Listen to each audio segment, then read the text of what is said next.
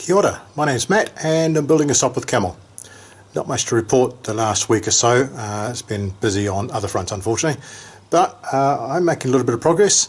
I've picked up some metal, which I'll show over here. So that's some metal, a bit of 20240 and a bit of 6061. I've since found out that's not quite what I needed, but that's okay. I've got it now and I'll make use of it somewhere. Just won't be in the crucial parts. But I've got that to have a bit of a play because I've not actually tried bending aluminium or making parts out of it. So I need to experiment anyway. That's a little bit further down the track, but I had the opportunity to pick it up. So what I've been working on today is making the very first of my proper ribs. So we're using the T88. It's quite a bit thicker than I'm used to.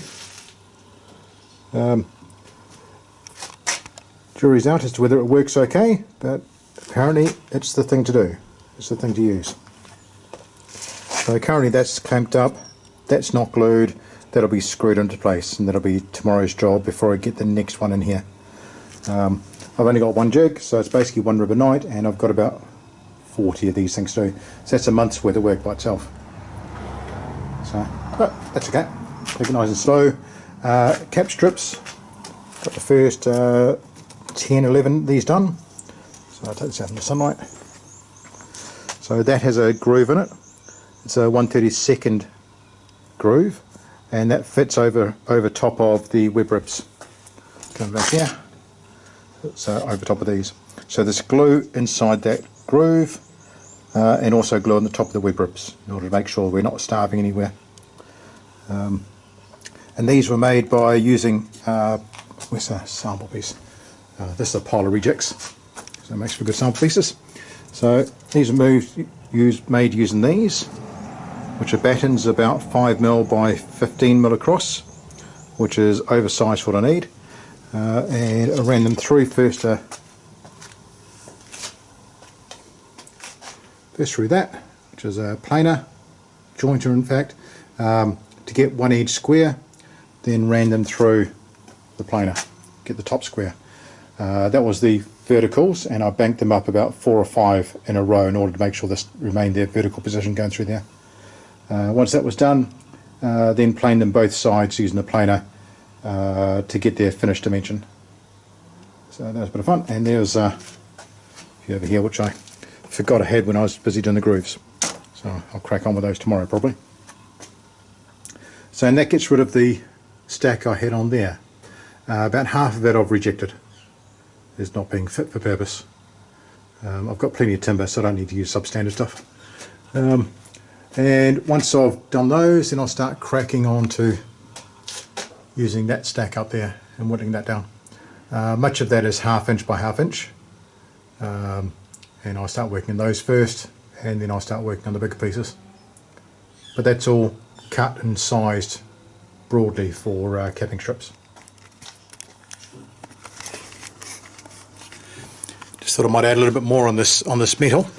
The Camel and a lot of World War I aircraft uses an aluminium alloy called Duralumin. Duralumin's no longer in production. They stopped making it about 1918 or 1920 or something, in favour of other aluminium alloys. Now, a lot of the talk I've heard on the various forums I'm on is that nobody knows what Duralumin is actually made of. It's a state secret. That say the same about the steel metal used in aircraft, British aircraft at least. State secret, nobody knows what the specifications of it was. That's not quite true. After the war there's quite a bit published about this stuff. Duralumin had a 25 tonne per square inch tensile strength. That means if you put 25 tonnes on it in a square inch, at that point it'll probably break. Well shy of that, it starts bending and deforming, and that's the yield strength. There'll no doubt be a stat for that as well, but I haven't found that yet. Now what I've done is I've compared the metal that I picked up, which is 2024-0, with Duralumin. Probably should have done that before I picked the metal up, but you can get that with the big jobs. And I found the 2024-0 is about, I think it's 12 tonnes per square inch or 18 tonnes per square inch compared to the Duralumin. And what I actually need to pick up is 2024 T3, which is 2024 but tempered to gain a higher strength rating, and that equals 25 tonnes a square inch. So when I make my shopping list next, I'll be specifying 2024 T3 in preference. Interesting, in the same documentation I found the specs for mild steel. So I'm currently working through those, and I'm looking through other documentation to find other specs, see if I can get it confirmed from more than one source. And that'll help specify what I need for mild steel, which I think at the moment is 1025 mild steel. So yeah, so that's where I am on that front at the moment. This is various rejected capping strip raw material and finished capping strips. There are other parts of the aircraft which needs capping strip size material, and I use that for parts which aren't quite so important as actual cap strips. So I'll keep hold of that. And this stuff here I picked up when I picked up my aluminium. This is 2024-0, so it's not quite the spec I wanted, but I've got the guy to cut it up into sizes for strapping for holding in fuel tanks.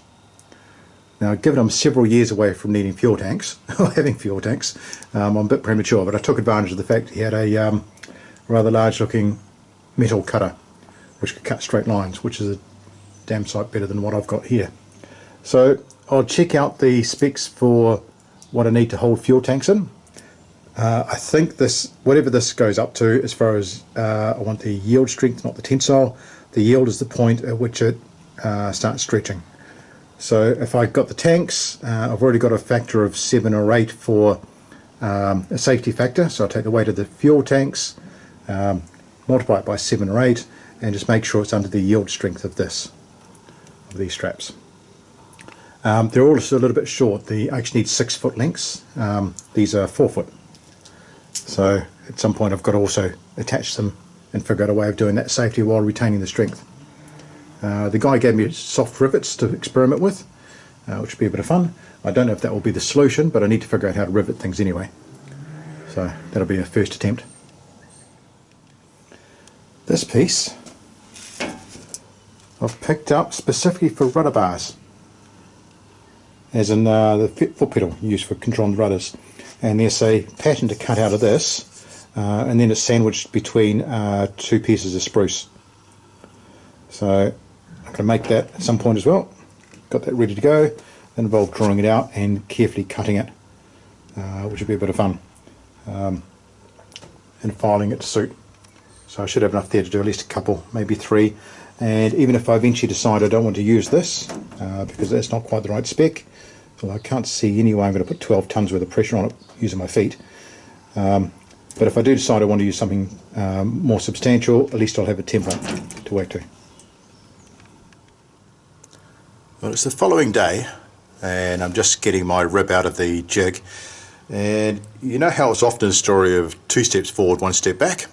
Well, this is one of those 1 step back days. You might recall that one of the reasons my test ribs failed was because I didn't glue up to the spar point, because I have concerns that it might actually end up contacting the spar and gluing itself to it. That didn't happen in the end, but what I've changed this time is, because I'm using this T88 and it recommends applying the glue to both surfaces before you join, my guess is I got squeezed out under the web, and gravity doing its thing, I've now got glue on my jig. It could be argued I should have had wax paper down, and perhaps I should have, but equally wax papering a jig like this doesn't seem to be a straightforward option. But the end result is I appear to have a rib stuck firmly to either the jig or the spar. In fact, I'll go around here on the top side, see if you can see that. I think there's hints of squeeze out under there, actually under the rib, which is not good at all. And I've also got up here as well, is also firmly stuck. So I'm now having to deal with that. Arse is all I can say. But having said that, last night while I was basically prepping this video and thinking to myself, actually I need to do an intro, whatever you call it, an end bit, I was thinking to myself, actually gluing these on a single jig is actually a huge time sink, like 40 odd days to make enough ribs, assuming I actually managed to achieve one a day, and I don't always have time for that. And it occurred to me, this is why they screw. You can create screws on a jig relatively quickly. It's a mechanical operation. You're not waiting for glue to dry or set or anything like that. And once the screws are in place, the rib's in place. So you take the screws off, you apply the glue, you don't need the spars, you don't need the jig, you just glue the cap strips in place. Job done. And that's an operation I can do on all 40 ribs at the same time. So I came out here this morning thinking, am I doing the right thing with gluing this top cap strip on? Or is this going to be a huge time sink? I've moved from that to thinking, oh shit, pardon my French, bugger, I've actually glued my rib to my jig. So you've got to look at the funny side. So yeah, so this isn't quite the end of the video yet. I'll come back in a couple of minutes and show you what's happened. You've got to shake your head sometimes. Cool, talk in a minute. So yeah, going to change this plan somewhat. I'm going to go with the screw method. I'll show you what I've got on this jig. I managed to get it out okay, but it's not going to be usable. So I started the nose. So this part here, it's glue residue from the squeeze out. Moving on down, that's some more squeeze out there.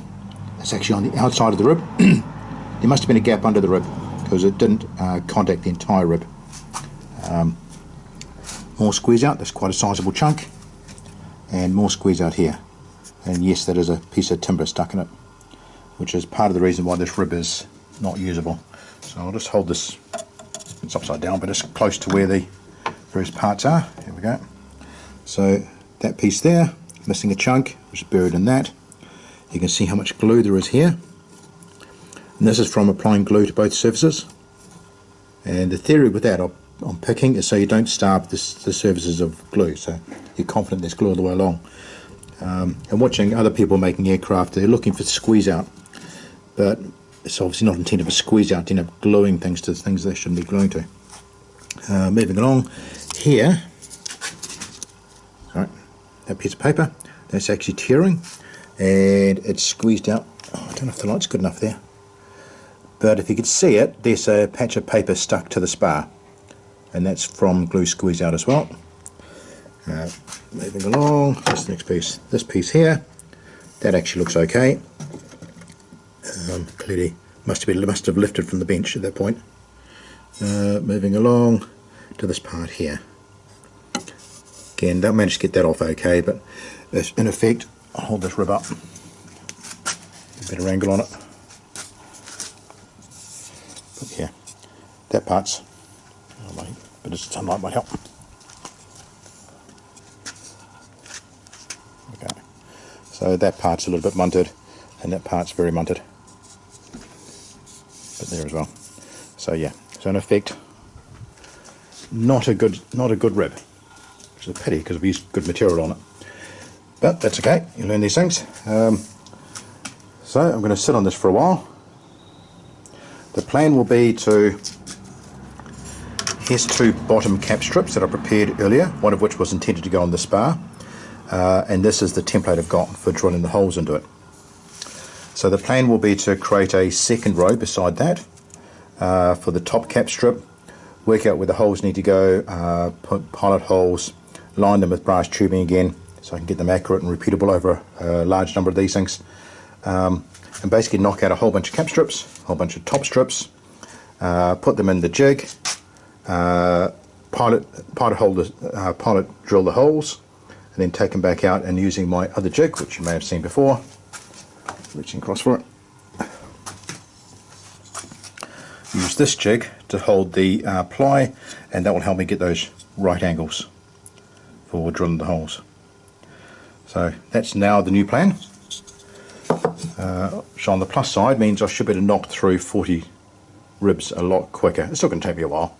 I've still got to make all the webs and all the rest of it, but I'm not having to wait around for glue, and then I can glue them all together at the same time, in particular the top cap strips, because I'll still do those separate to the bottom cap strips, and do the bottom cap strips once they're on the spar. So yeah, sometimes 2 steps forward, 1 step back, and sometimes you get an epiphany that the old boys, they knew what they were doing. And screwing both cap strips on more than likely saved time in the factories.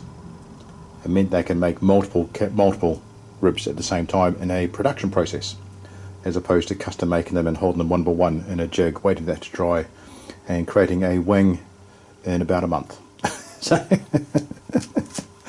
these old boys had a few clues. So on that note,